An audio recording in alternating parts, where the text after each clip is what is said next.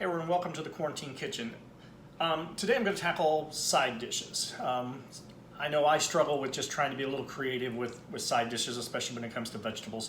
You know, the basics: corn, carrots, green beans, etc.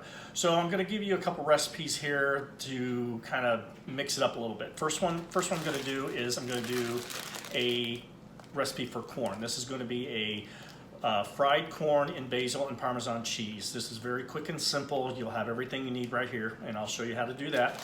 And the next one I'm going to do is glazed carrots.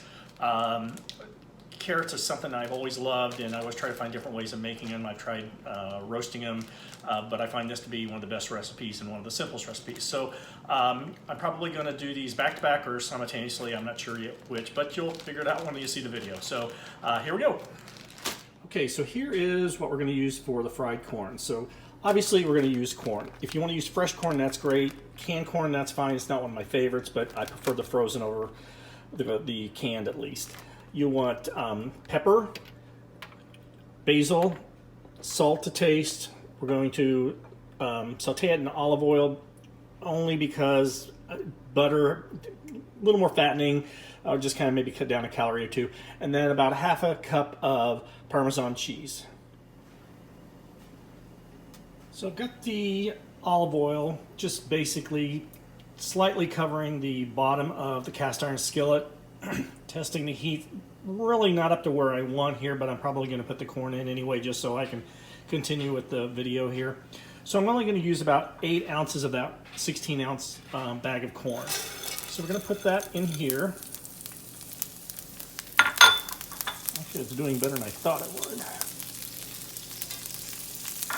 And we're going to kind of spread that evenly here and kind of let it start cooking. We're going to want to saute this. Stir here.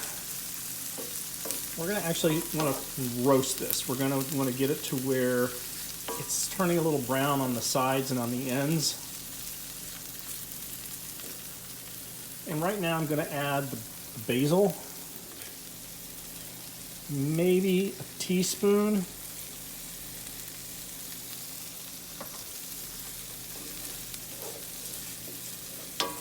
Distribute that equally.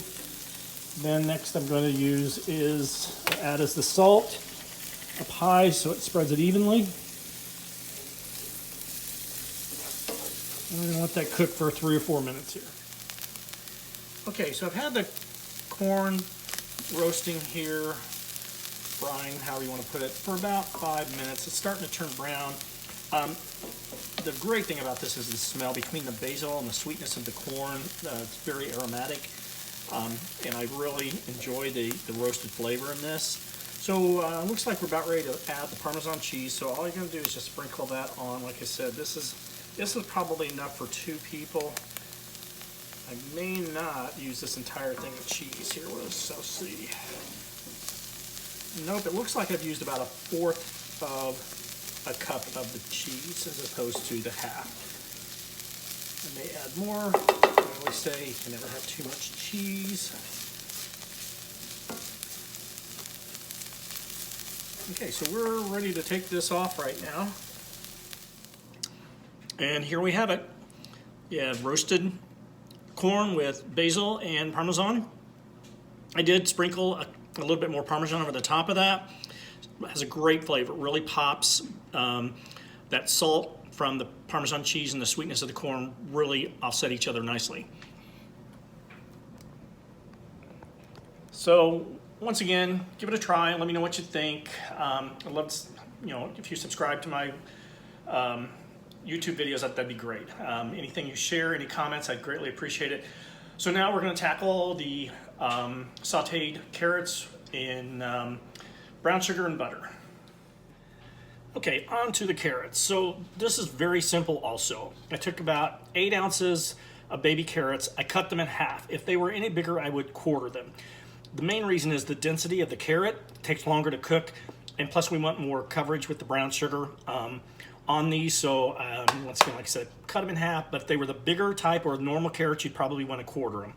We're going to use 2 tablespoons of butter, and I'll use about 1/2 cup of brown sugar, and salt and pepper to taste. So let's get started.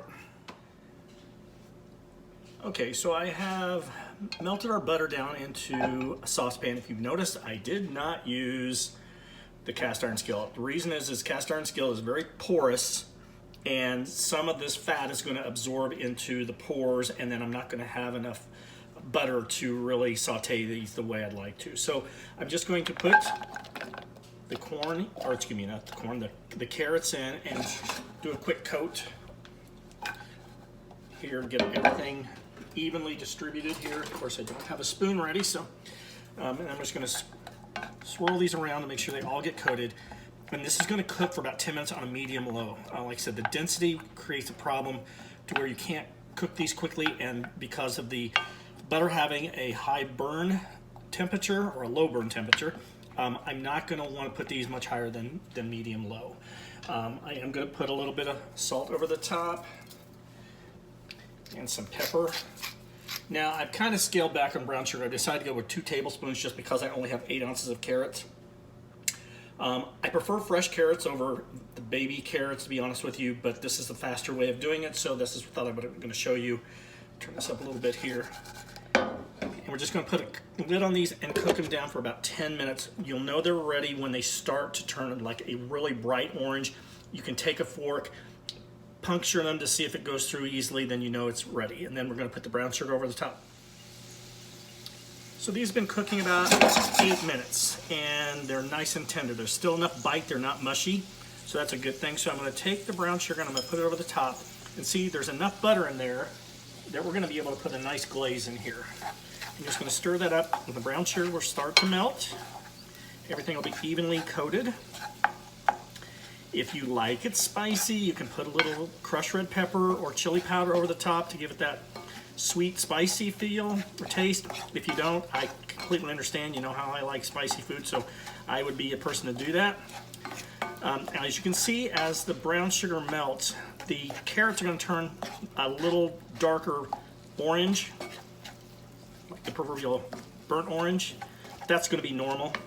There's just a few things, a few carrots here that aren't quite coated, but you can see how we've got a nice glaze here. It's going to caramelize over these carrots. It's kind of like a vegetable dessert. So yeah, I think that's it right now. They're done. Here is the finished product. So I've already pigged out on some of the corn. I'm not going to lie, I absolutely love corn. I have a friend Kay, she hates it, so never invite Kate over when you're having carrots. So the corn turned out really well. The carrots are absolutely perfect. They got a really nice sweet taste, and they're still firm, and that's very important. So here's just 2 simple, like I said, easy sides. You should have everything to make these in a pinch. Once again, experiment, see if there's anything you want to add, try different cheese. Probably next I'll show you how to do an asparagus and probably green beans. So that's it from the Quarantine Kitchen. Hope you enjoy. Try these. Let me know what you think. Once again, cooking is all about experimenting. So if you find something you like and want to share it, put it on a video and share it with people. Send it to people. And this time we're all looking for different foods because we're kind of getting tired of the same thing. And I find that this is a good alternative to just normal carrots or corn. You can serve these together, separately, however you want to do it, but these are simple and you can whip up and probably impress some of your friends. So signing off from the Quarantine Kitchen.